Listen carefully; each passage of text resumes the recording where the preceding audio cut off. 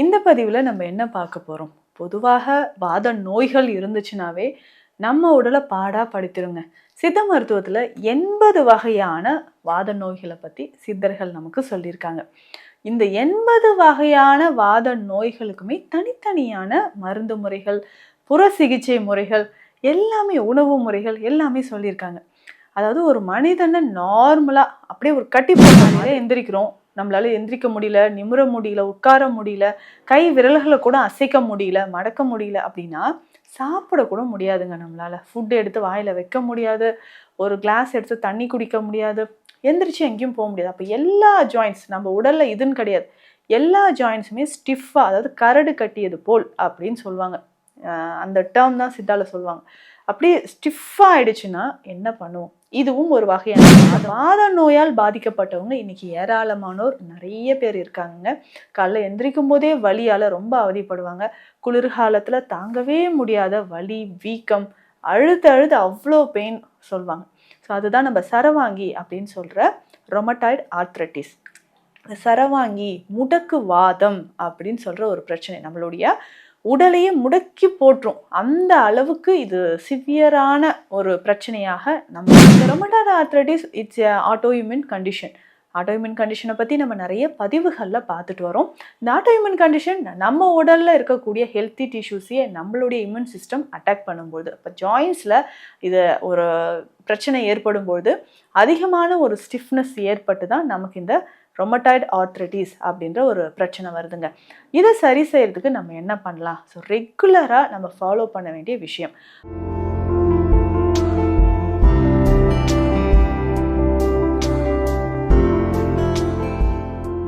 வணக்கம், நான் doctor Nithya, Siddha physician. இந்த பதிவில் நம்ம என்ன பார்க்க போகிறோம்? பொதுவாக வாத நோய்கள் இருந்துச்சுனாவே நம்ம உடலை பாடாக படுத்திருங்க. சித்த மருத்துவத்தில் 80 வகையான வாத நோய்களை பற்றி சித்தர்கள் நமக்கு சொல்லியிருக்காங்க.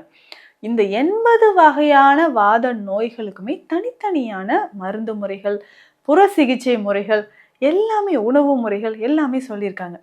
அதாவது ஒரு மனிதனை நார்மலாக அப்படியே ஒரு கட்டி போட்ட மாதிரி நம்ம உடலில் இருக்கக்கூடிய எல்லா ஜாயின்ஸுமே ஸ்டிஃப் ஆயிடுச்சுன்னா எப்படி இருக்கும்? கொஞ்சம் கற்பனை பண்ணி பாருங்களேன். காலையில் எந்திரிக்கிறோம், நம்மளால எந்திரிக்க முடியல, நிமிர முடியல, உட்கார முடியல, கை விரல்களை கூட அசைக்க முடியல, மடக்க முடியல அப்படின்னா சாப்பிடக்கூட முடியாதுங்க. நம்மளால ஃபுட் எடுத்து வாயில வைக்க முடியாது, ஒரு கிளாஸ் எடுத்து தண்ணி குடிக்க முடியாது, எந்திரிச்சு எங்கேயும் போக முடியாது. அப்போ எல்லா ஜாயின்ட்ஸ் நம்ம உடல்ல இதுன்னு கிடையாது, எல்லா ஜாயின்ஸுமே ஸ்டிஃபாக, அதாவது கரடு கட்டியது போல் அப்படின்னு சொல்லுவாங்க. அந்த டேர்ம் தான் சித்தால சொல்லுவாங்க. அப்படியே ஸ்டிஃபாக ஆயிடுச்சுன்னா என்ன பண்ணுவோம்? இதுவும் ஒரு வகையான வாதம் தான். ஸோ இந்த வாத நோயால் பாதிக்கப்பட்டவங்க இன்னைக்கு ஏராளமானோர் நிறைய பேர் இருக்காங்க. காலைல எந்திரிக்கும் போதே வலியால் ரொம்ப அவதிப்படுவாங்க. குளிர்காலத்தில் தாங்கவே முடியாத வலி, வீக்கம், அழுது அழுது அவ்வளோ பெயின் சொல்லுவாங்க. ஸோ அதுதான் நம்ம சரவாங்கி அப்படின்னு சொல்கிற ரொமட்டாய்டு ஆர்த்ரைட்டிஸ். சரவாங்கி முடக்கு வாதம் அப்படின்னு சொல்கிற ஒரு பிரச்சனை நம்மளுடைய உடலையே முடக்கி போட்டுரும். அந்த அளவுக்கு இது சிவியரான ஒரு பிரச்சனையாக நமக்கு இருக்குது. இந்த rheumatoid arthritis it's autoimmune condition. Autoimmune கண்டிஷனை பற்றி நம்ம நிறைய பதிவுகளில் பார்த்துட்டு வரோம். இந்த ஆட்டோஇம்யூன் கண்டிஷன் நம்ம உடலில் இருக்கக்கூடிய ஹெல்த்தி டிஷ்யூஸையே நம்மளுடைய இம்யூன் சிஸ்டம் அட்டாக் பண்ணும்போது, இப்போ ஜாயின்ஸில் இது ஒரு பிரச்சனை ஏற்படும்போது அதிகமான ஒரு ஸ்டிஃப்னஸ் ஏற்பட்டு தான் நமக்கு இந்த ரொமட்டாய்டு ஆர்த்ரைட்டிஸ் அப்படின்ற ஒரு பிரச்சனை வருதுங்க. இதை சரி செய்யறதுக்கு நம்ம என்ன பண்ணலாம்? ஸோ ரெகுலராக நம்ம ஃபாலோ பண்ண வேண்டிய விஷயம். ஃபஸ்ட்டு நம்ம செய்ய வேண்டியது, இந்த மாதிரி அடித்து போட்ட மாதிரி இருக்குங்க, காலையிலேயே நமக்கு எதுவுமே பண்ண முடியல அப்படின்னு சொன்னால் நம்ம உடலில் இருக்கக்கூடிய இந்த ஆர்எஃப் ஃபேக்டர் லெவல் எவ்வளோ இருக்குது அப்படின்னு செக் பண்ணிக்கணும். அப்போ பிளட் டெஸ்ட் பார்க்கும்போது ஆர்எஃப் ஃபேக்டர் நீங்கள் செக் பண்ணி பார்த்தீங்கன்னாவே உங்களுக்கு அந்த வித்தியாசம் தெரிய ஆரம்பிச்சிடும். ஸோ 20க்கு மேலே, அதாவது 20 international unit per ML. So maximum இது 14 to 20 இருக்கணும்.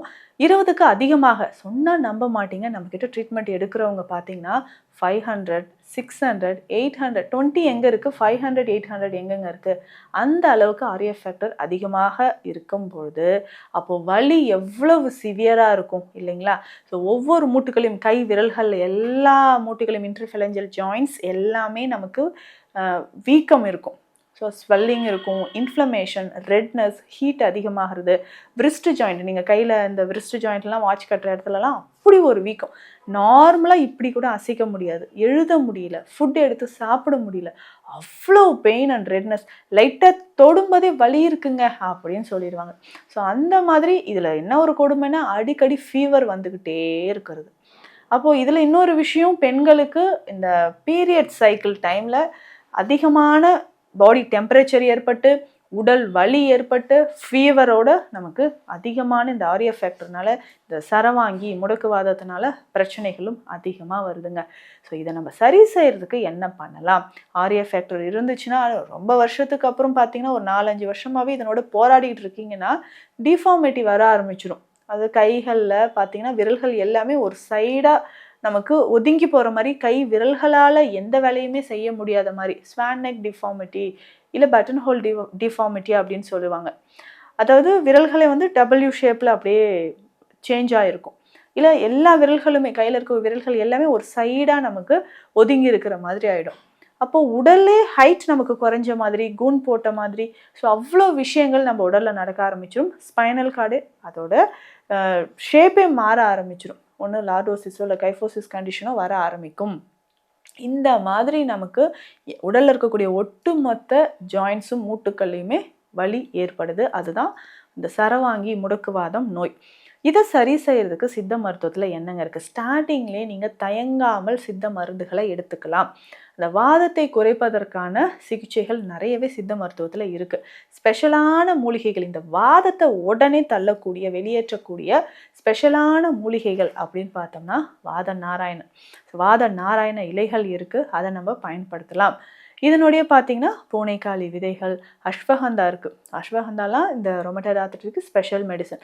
நம்ம கிளினிக்கில் கொடுக்கக்கூடிய குறுந்தொட்டி வஜ்ர சூரணம்.